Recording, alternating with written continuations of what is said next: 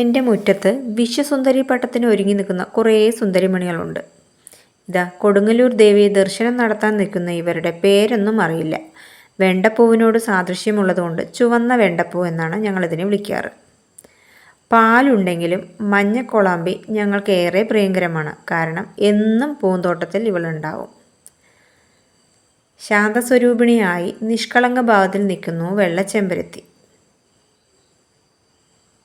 ഇവരോ പൂക്കളത്തിന് പ്രധാനികളായ ചെണ്ടുമല്ലികൾ അഹങ്കാരഭാവത്തിൽ ഞാനില്ലെങ്കിൽ നിങ്ങൾക്ക് എന്ത് ഓണപ്പൂക്കളം എന്ന മട്ടിൽ. നാടനാണെങ്കിലും പൂന്തോട്ടത്തിൽ മഞ്ഞ വെളിച്ചം വിതറി നാടൻ കാട്ടുചെണ്ടുമല്ലി.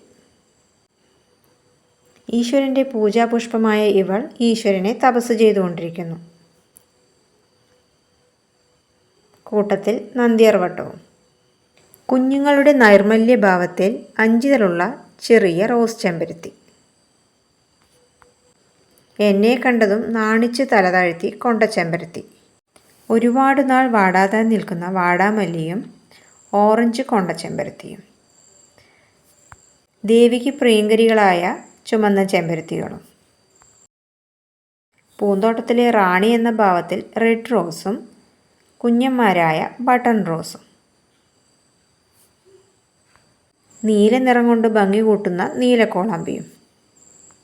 ചെടികൾ വെട്ടിയൊതുക്കിയതുകൊണ്ട് കുറച്ച് മാത്രം പൂത്ത തെച്ചിയും. എല്ലാവിടെയും സുഗന്ധം പരത്തി സുഗന്ധമോഹിനിയും. ഇനി നിങ്ങൾ പറയൂ, ഈ സുന്ദരിമണികളിൽ ആർക്ക് കൊടുക്കാം നമുക്ക് വിശ്വസുന്ദരി പട്ടം? ഒന്ന് കമൻ്റ് ഇടണേ.